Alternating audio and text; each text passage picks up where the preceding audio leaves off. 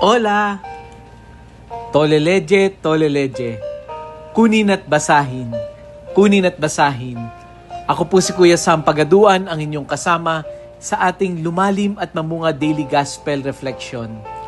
Ngayon ay August 10, 2025.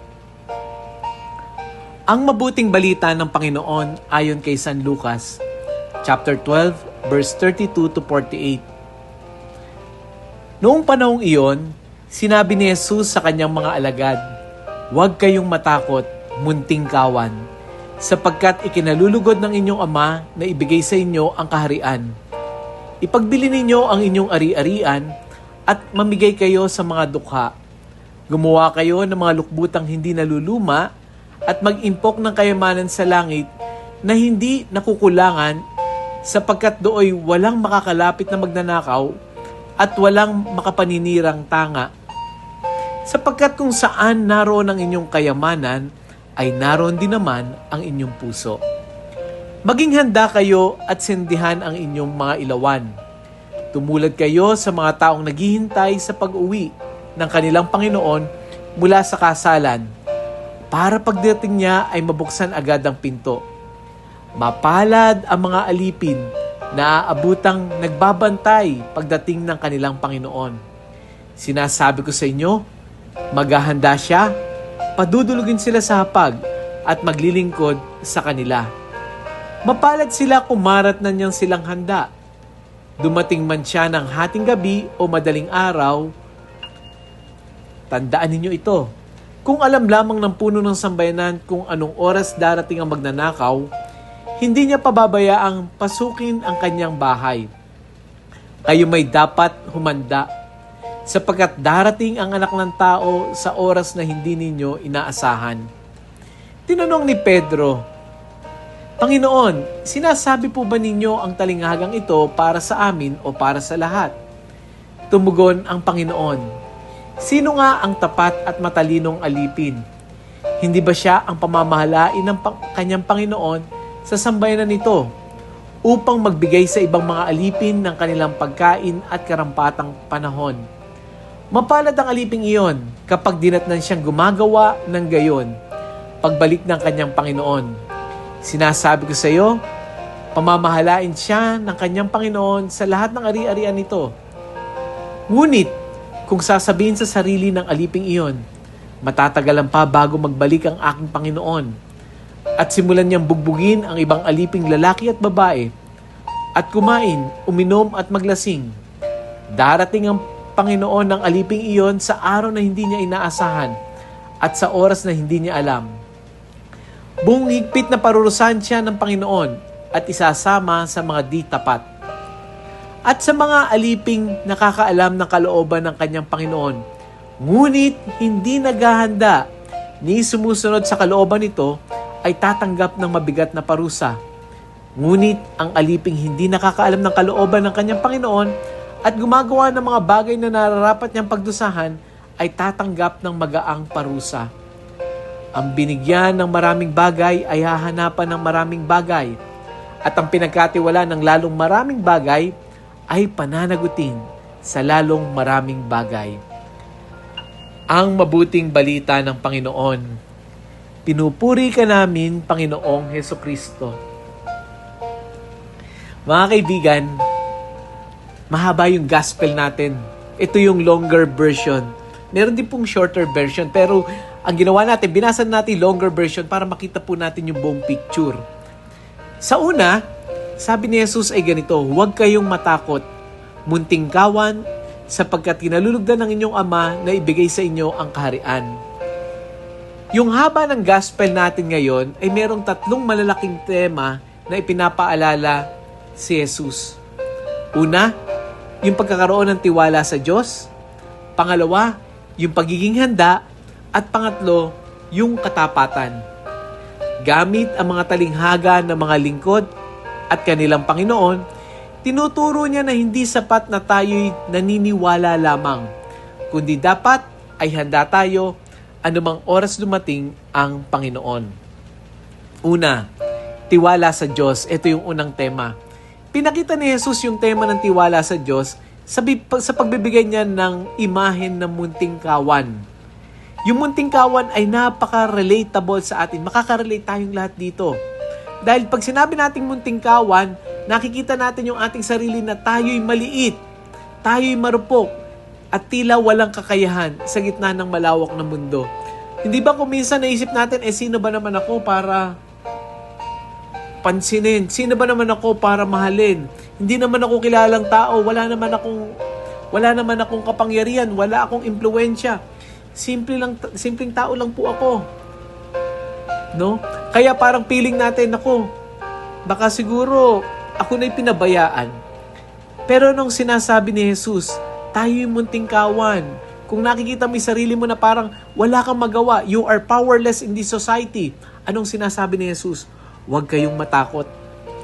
Napakaraming injustice na nangyayari sa ating lipunan. Parang laging tayo ang biktima. 'Di ba? Tayo ang biktima ng graft and corruption. Tayo ang biktima ng kahirapan, ng kasalanan ng iba. Parang hindi tayo makasigaw. We are all voiceless. Pero itong sabi ni Jesus, tayo yung munting kawan. Huwag kayong matakot. Anong sabi niya? Dahil hindi sa laki ng kawan nasusukat ang halaga nito, kundi sa pagmamahal ng pastol. Mga minamahal, ang gustong sabihin ni Jesus sa atin ay ganito. Gusto niya tayong bigyan ng katiyakan na siya ang may hawak ng lahat. Siya yung may hawak ng ating plano at tiyak ang ating kinabukasan kay Jesus. Maaring narinig natin, bilyon-bilyon ang nakawan sa gobyerno. Parang helpless tayo. Do not worry. Tiwala sa Diyos. Tayo yung munting kawan niya. Huwag tayo matakot. Hawak niya tayo. Pero kaakibat ng katiyakang hamong ito, pinapaalala rin ni Jesus na dapat tayo ay maging tapat na katiwala. Sabi niya, sa kanino mang ibinigay ang maraming bagay, hahanapan din ng malaking bagay. Tayo pinagkatiwala ng Diyos ng buhay, talento, oras, pamilya at pananampalataya. Ang tanong, ginagamit ba natin ito para sa kanyang layunin o para lang sa ating kagustuhan? Nakatutuwa na maraming nagmi-ministry, nakatutuwa na maraming cell groups, nakatutuwa na in our own little way, pinagkatiwalaan tayo ng Diyos. Pero remember, hahanapan tayo Hahanapan tayo. Magsusulit tayo sa Kanya. Kung tutusin, ito yung binabanggit na dapat tayo maging tapat na katiwala. Kung sino ang binigyan ng malaki, hahanapan ng malaki. Kaya alam niyo po, kung minsan yan na lang ang consolation ko. Maraming nasa gobyerno, kayo pong pinagkatiwalaan ng malaking pondo. Kayo pinagkatiwalaan ng malaking bagay. Lahat tayo magsusulit sa Panginoon. Kaya, minsan ay isipin lang natin, wag na silang tingnan natin. Bahala sila doon. Tingnan natin yung sarili natin. Naging mabuti ba tayo sa ating komunidad? Sa ating mga mumunting ginagalawan? Kaya kung tutuusin, yung pangatlong tema, yung pagiging handa, madaling sabihin na handa tayo. Pero tingnan natin yung araw-araw natin ginagawa. Marahil makikita natin na minsan, mas handa pa tayong mag-scroll ng cellphone kaysa magdasal. Mas handa tayong magplano ng ating bakasyon, lalo na long weekend sa Bulacan ng August 15, kaysa magplano ng paggawa ng kabutihan. Kahit ang paanyaya ni Jesus ay malinaw. Maging mapagmatsyag, maging tapat, at laging maging handa. Hindi dahil sa takot tayo maparusahan, kundi dahil sa pagmamahal sa Panginoon na darating.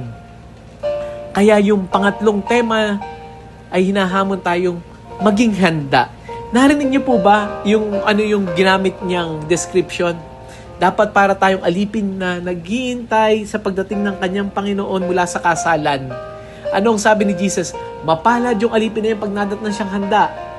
Dahil pag dumating yung kanyang Panginoon, alam niyo po kung anong gagawin ng Panginoon. Balikan niyo po yung gospel. Anong sabi niya? Naku, ang gagawin ng Panginoon ay ito, maghahanda siya, padudulugin sila sa hapag at maglilingkod sa kanila. Kakaiba tong Panginoon na to, di ba? Pag naabutan tayong handa, anong sabi? Di ba, in typical, yung Panginoon, yung amo, pagka dumating, kunyari tayo alipin, anong gagawin natin? Tatanungin natin, Sir, kumain na po ba kayo? Nagugutom po ba kayo? Kape, ano po ba gusto ninyo? Tayo nagsisilbi dahil pagdating niya. Pero anong sabi? Tingnan nyo, siya ang magsisilbi sa atin. Anong ibig sabihin nito? Pagdating sa kabilang buhay at naharapnan tayo maging handa, ang Panginoon mismo ang magsisilbi sa atin. Padudulugin niya tayo sa kanyang hapag bilang gantimpala sa atin. Kaya, ito yung panawagan sa bawat isa sa atin. Una, ulitin ko, yung 3 mahalagang bagay, magtiwala tayo sa Diyos.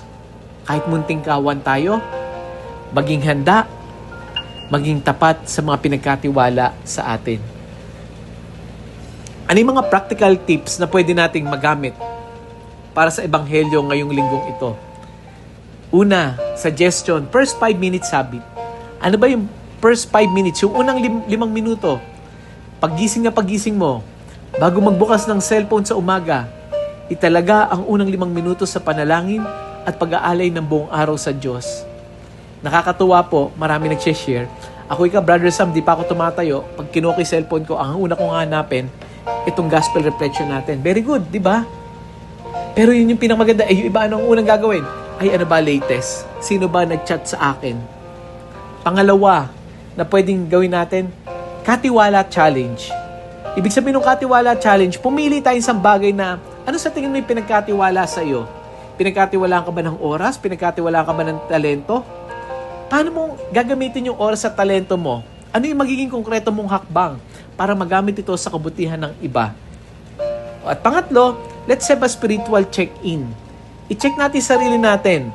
Tanungin natin, pagka ba si Jesus darating ngayon, ano ang makikita niya sa puso ko? Let us pray. Panginoon, salamat sa paalala na kami ay iyong munting kawan na mahalaga sa iyong mga mata. Turuan mo kaming maging handa sa bawat oras, hindi dahil sa takot kami, kundi dahil nagnanais naming paglingkuran ka. Tulungan mo kaming maging tapat, nakatiwala ng mga biyayang ipinagkatiwala mo sa amin. Naway matagpuan mo, kaming gising, lagi kaming mulat, handa at masigasig sa paggawa ng kabutihan. Amen. I'm sure you were blessed by the gospel for today. Share po natin yung gospel na to. Kaya po ikaw yung nakarinig ng gospel na to, alam mo yung pinagkatiwala sa iyo, share natin to sa iba. Share natin to sa iba.